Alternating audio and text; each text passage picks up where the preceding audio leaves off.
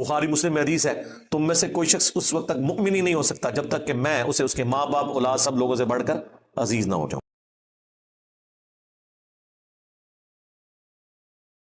جن کو حکمرانی کا مزہ لگ چکا ہے وہ اپنا مزہ چھوڑنے کے لیے تیار نہیں ہے۔ میں تو شروع سے یہ بات کرتا ہوں، خان صاحب تو اب انقلابی ہوئے نا، میں تو پہلے دن سے انقلابی ہوں، لیکن ظاہر ہے خان صاحب نے جو ایفرٹ کی ہے میں تو وہ نہیں کر سکا، پولیٹکس میری فیلڈ نہیں تھی اس اعتبار سے، میں نے تو ظاہر ہے سچائی کے لیے کھڑا ہونا تھا۔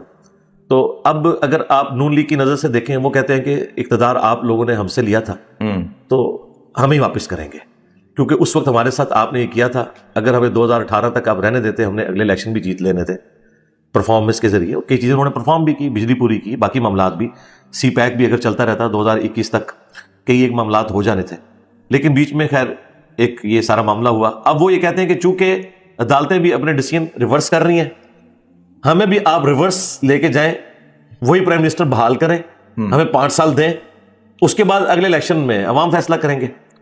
اب یہ بات تو کلیئر ہے کہ اگر نون لیگ حکومت سنبھال کے 5 سال میں پرفارمنس دے دیتی ہے، 5 سال بعد پھر پی ٹی آئی کی باری کوئی نہیں آئے گی، یہ تو حقیقت ہے۔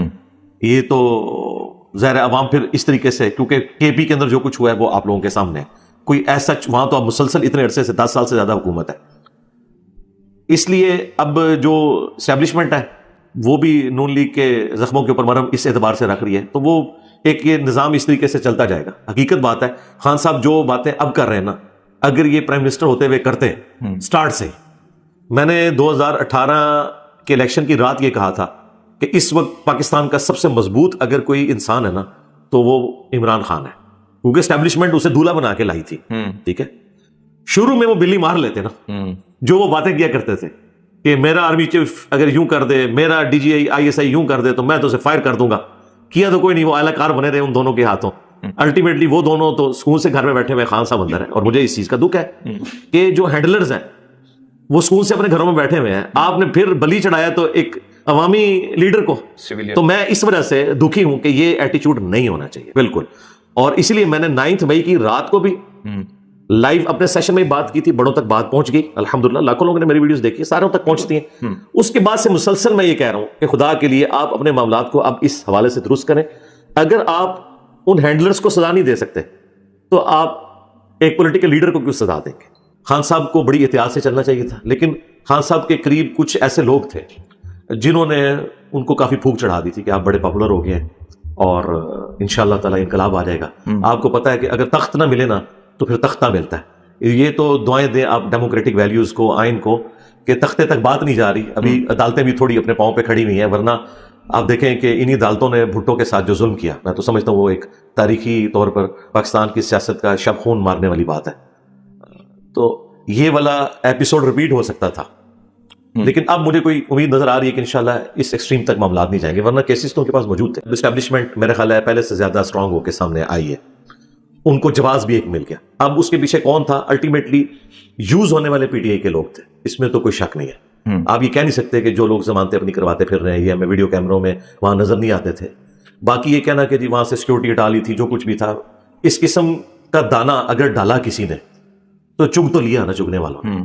ہمیں بھی بڑے لوگ دانا ڈالتے تھے لیکن ہم نے کبھی چگا نہیں ہے، ہمیں پتا ہے کہ اس کے بعد کیا ہوگا۔ یہ ظلم کوئی پہلی دفعہ تاریخ میں نہیں ہو رہا، اب تو سب نے مان لیا ہے 2018 میں جو کچھ ہوا۔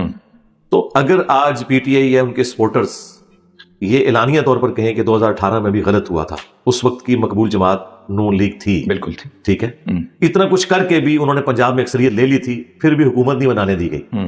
اس کے اگینسٹ آپ دیکھیں 2013 میں پی ٹی آئی نے سادہ اکثریت کے پی میں حاصل کی، لیکن نواز شریف صاحب نے انہیں حکومت بنانے دی، حالانکہ اس وقت وہ بھی جوڑ توڑ کر کے سب کچھ کر سکتے تھے، لیکن انہوں نے نہیں کیا۔ وہ گڈ جیسچر جو نواز شریف صاحب نے 2013 میں دیا تھا، وہ خان صاحب نے 2018 کے بعد پنجاب میں مسلم لیگ نون کو نہیں دیا۔ تو ظاہر انسان تو انسان ہے، پھر وہ چیزیں سنبھالی ہوئی ہوتی ہیں۔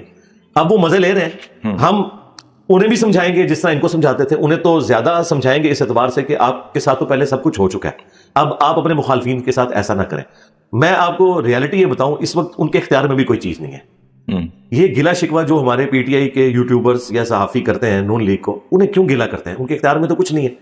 جس طریقے سے 2018 میں عمران خان صاحب کے اختیار میں کچھ نہیں تھا، کرنے والے اس وقت کر رہے تھے، اور آج وہ کرنے والے زیادہ مضبوط ہیں کیونکہ 9 مئی ہو گئی ہے، اس کی وجہ سے عوام کی ہمدردیاں بھی اس طرف چلی گئیں، کہ جی بڑا غلط ہوا, پاکستانی تاریخ میں ایسے کبھی بھی نہیں ہوا.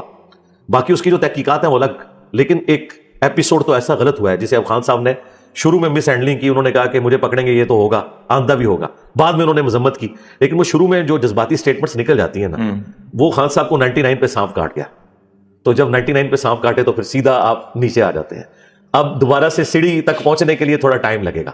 باقی میں ان جنرل یہ بات کروں گا کہ اس وقت جو کچھ پی ٹی آئی کے ساتھ ہو رہا ہے جی بالکل ظلم ہے. ہم اس کی مذمت کرتے ہیں اور اپنے بڑوں سے یہ ریکویسٹ کرتے ہیں کہ آپ یہ کچھ نہ کریں. ریاست جو ہے ماں کا درجہ رکھتی ہے, اور ماں کا کام یہ ہے کہ بچے اگر نافرمان بھی ہوں, کہیں پہ ان سے مس ہینڈلنگ ہو تو درگزر کا معاملہ ہونا چاہیے. بہرحال ہے تو اپنے لوگ ہیں. میں تو یقین کریں کہ میں جب یہ ساری عدالتی خبریں اور باقی چیزیں بھی میرے تک پہنچتی ہیں, میں تو پرسنلی بہت دکھی ہوتا ہوں جی. اور میں نے اپنے اینڈ کے اوپر جتنے بھی ہائر اپس ہیں ان تک اپنی پرسنل ریکویسٹ بھی بھجوائی ہیں کہ خدا کے لیے انصاف سے کام لیں. اب یہ تو بڑا ظلم ہے کہ جیو فینسنگ کے اندر کچھ لوگوں کے نام آ گئے, اور ابھی تک وہ بیچارے اپنا کیس ہی آگے نہیں چلا پا رہے کہ وہ شناخت پریڈ کے عمل سے آگے معاملات چل ہی نہیں رہے. 6-7 مہینے کے بعد بھی وہ چھوٹیں گے یہ کہہ کے جی آپ تو بے قصور تھے. تو زندگی کے 6 مہینے آپ نے لیے, وہ آپ نے سمجھ لیں وہ ان کی 6 مہینے کی زندگی کم کر دی آپ نے. اور جو اس کے پیچھے ان کی خاندان کی حالت ہے, ان کے رشتہ داروں کی حالت ہے, وہ انتہائی تکلیف دہ چیز ہے. جو لوگ جرم میں شامل ہیں وہ تو خان صاحب نے بھی کہا ہے انہیں سزا ملنی چاہیے. خان صاحب نے بھی, میرا خیال نہیں ہے کہ کہیں پہ یہ انسٹرکشن دی ہوگی کہ آپ نے آگ ضرور لگانی ہے, توڑ پھوڑ ضرور کرنی ہے. ظاہر ہے انہوں نے احتجاج تک کی بات کی ہوگی, اور یہ نیچرل ہے. پولیٹیکل لیڈر کوئی بھی احتجاج سے آگے کی بات نہیں کرتا, بالکل نہیں کرتا کہ وہ اسلحہ پکڑ لیں, ورنہ تو وہاں اسلحہ بردار لوگ پہنچے ہوتے ہیں نا. لیکن یہ 9 مئی کا جو ایک ایکٹیویٹی ہے, سانیہ ہے, یہ فیسیلیٹیٹ تو اس اعتبار سے ہوا ہے ریاستی اداروں کی طرف سے کہ اگر وہ چاہتے اسٹرکٹ سیکورٹی کر کے اسے روک سکتے تھے, لیکن ان کے پاس اپنا ایک اوپینین ہے. وہ کہتے ہیں اگر ہم یہ کرتے تو انہوں نے کہنا تھا ہمیں ڈیموکریٹک رائٹ سے انہوں نے محروم کر دیا, تو ہم نے بھی جو ہے نا کہا کہ ٹھیک ہے آ جاؤ پھر جو کچھ کرنا ہے. ظاہر جواب ہر بات کا موجود ہوتا ہے, اور یہ تو عدالت یا عدالتی کمیشن ہی ثابت کر سکتا ہے کہ پیچھے اس معاملے میں اصل کلپرٹ کون ہے. لیکن ایپیسوڈ غلط ہے, بہت غلط ہوا, اور اس کی وجہ سے اب پیپلز پارٹی جیسی ڈیموکریٹک جماعت کم از کم اپنے کئی ایک معاملات میں وہ باقی جماعتوں سے, اے این پی کو اور پیپلز پارٹی کو اور جماعت اسلامی کو, یہ 3 جماعتیں ایسی ہیں کہ بہرحال پھر بھی یہ جمہوریت کے لیے کھڑی ضرور ہوتی ہیں. وہ بھی آپ کو کہتے ہوئے نظر آ رہے ہیں کہ جی وہ بڑے گھر والے اتنے ناراض ہیں کہ اب ہم بھی اپنی بات ان کے سامنے نہیں رکھ سکتے, وہ 9 مئی کو سامنے لے آتے ہیں. رہنا تو سسٹم کے اندر ہی ہے نا. لوگ بات تو کرتے ہیں جی پولیٹیشینز کیا سٹینڈ لیں گے, مجھے بتائیں. ایک طرف فل پاور ہے, ریسورسز ہیں, دوسری طرف ایک ووٹ کی پرچی ہے. آپ یورپ امریکہ میں تو نہیں بیٹھے ہوئے کہ ووٹ کی پرچی اتنا اثر رکھتی ہے اور لوگ اپنے پولیٹیکل لیڈرز کے ساتھ اتنے ڈیڈیکیٹڈ ہیں کہ وہ ٹینکوں کے آگے جا کے لیٹ جائیں گے. یہاں تو 2 وقت کی روٹی پوری نہیں ہوتی. ٹرکی میں بھی اسٹیبلشمنٹ اس سے زیادہ اسٹرانگ تھی, لیکن ٹرکی کے لوگ یورپ کی خبریں سنتے ہیں, ان میں ڈیموکریٹک ویلیوز ہیں, انہوں نے وقت کے ساتھ چیزیں لرن کی ہیں, پھر وہاں کے پولیٹیکل لیڈرز نے پرفارم کیا ہے. یہاں ہر بندہ طیب اردگان بننے کی کوشش کرتا ہے, خواہ وہ شہباز شریف صاحب ہو, نواز شریف صاحب ہو, عمران خان صاحب ہو, لیکن اس سے پوچھیں کہ آپ نے کوئی ایک مسئلہ انگلی رکھ کے بتائیں جو پاکستان کا پرانا مسئلہ اور وہ آپ نے صحیح طریقے سے حل کر دیا ہو, خواہ وہ صحت کی فیلڈ میں ہو, ایجوکیشن کی فیلڈ میں ہو, کسی فیلڈ میں بھی ہو, جو 100% آپ لوگوں نے ایڈریس کیا ہو. تو کوئی پرفارمنس کرے کہ تاکہ عوام کو اعتماد ہو. ابھی اگر میں سمجھتا ہوں کہ اس پوری صورتحال میں کوئی گیم چینجر بندہ ہو سکتا ہے نا, وہ نواز شریف صاحب ہے, کیونکہ وہ اس وقت پاور کی طرف جا رہے ہیں. جو بندہ پاور کی طرف ہوتا ہے نا, اس کے پاس زیادہ ایک راستے کھلے ہوتے ہیں کہ وہ اپنے مخالفین کو بھی تھوڑا سپیس دیتا ہے. خان صاحب تو اس وقت کرنے کی پوزیشن میں نہیں. ہاں خان صاحب اس وقت کر سکتے تھے جب وہ کہتے تھے میں جا کے اس کا اے سی اتروا لوں گا, میں اسے ٹی وی چھین لوں گا, میں اسے جیل میں ڈلوا دوں گا. جب اس طرح کی باتیں کرتے تھے اس وقت خان صاحب بھی تھوڑے سے معاملات کو ریلیکس کر کے چلتے. باقی وہ جو بیانیاں وہ دیتے ہیں نا کہ جی میں اس لیے نہیں کر سکتا تھا کہ میرا تو بیانیہ یہ تھا کہ میں نے چوروں کو پکڑنا ہے, تو خان صاحب کے ساتھ تو خود سارے چور بیٹھے ہوئے تھے, پہلے تو ان کو پکڑتے, تو ایک ایک کر کے سارے چور بھی ان کو چھوڑ گئے. تو اب وہ بھی مخالفت میں یعنی دوسری طرف کھڑے ہوئے ہیں. تو خان صاحب سے بھی بہت زیادہ غلطیاں ہوئی ہیں. اس وقت میں ان پرنسپل بات کروں گا کہ پولیٹیکل لیڈرز کے ساتھ یہ والا ظلم نہیں ہونا چاہیے. جس طریقے سے ایک بندے پہ آپ 10 ایف آئی آرز بناتے ہیں, ایک طرف سے بیل ملتی ہے, پھر اگلی ایف آئی آر اس کے لیے تیار ہوتی ہے, یہ کوئی طریقہ نہیں ہے. اب ایون وہ جو کعبے کی چھت والا بیان ہے, اگر آپ اس ویڈیو کو بھی مکمل دیکھیں, اس میں نے کرٹیسزم کیا ہوا ہے. وہ تو پرانے کلپ نکال کے پی ٹی آئی والوں نے وہ ہنگامہ کھڑا کر دیا, نئی ویڈیو تو کوئی بھی نہیں تھی. باقی جو خان صاحب کے اوپر ایک الزام لگتا تھا نا مذہبی جماعتوں کی طرف سے توہین مذہب کا, اس پہ میں نے ریبٹل کیا تھا. پالیٹکس کو میں نے کبھی اس طریقے سے ٹاپک نہیں بنایا. اچھا کہ پالیٹکس کو ٹاپک بنا کے خان صاحب کی سپورٹ کی, وہ سارے کے سارے مذہبی معاملات ہیں. مثلا اب اگر یو این او میں جا کے خان صاحب نے تقریر کی ہے اور اسلاموفوبیا کے خلاف جو سارے کا سارا معاملہ چل رہا ہے وہ اس کو لیڈ کیا انہوں نے, تو میں تعریف کروں گا نا. ان کی پالیٹکس کی وجہ سے نہیں کر رہا میں, اس وجہ سے کہ انہوں نے مسلمانوں کے ایک ایشو کو اٹھایا.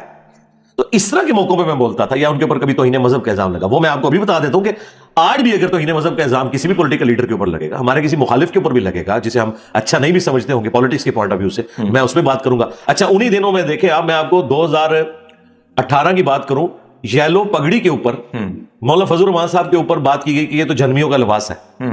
اس وقت تو میں یعنی پولیٹکس میں تو اس وقت بھی اور آج بھی میں ان کی پولیٹکس کے ساتھ ایگری نہیں کرتا, لیکن میں نے 1.5 گھنٹے کی ویڈیو ان کے حق میں ریکارڈ کروائی تھی اور باقاعدہ میں نے ان کو پھر وہ ویڈیو بھجوائی بھی تھی مولانا فضل الرحمان صاحب کو. تو میں اپنے سٹانس پہ اپنی جگہ کھڑا ہوں. خان صاحب ہم نظریاتی ہوئے ہیں, یعنی مجھے بتائیں خان صاحب جب یہ کہتے تھے سیم پیج, تو کیا یہ آئینی طور پہ ان کا جملہ درست تھا؟ سیم پیج سیم پیج نہیں. فوج اور پرائم منسٹر سیم پیج, کیا سارے ادارے پرائم منسٹر کو اسسٹ کرتے ہیں؟ سیم پیج والی کون سی بات ہے؟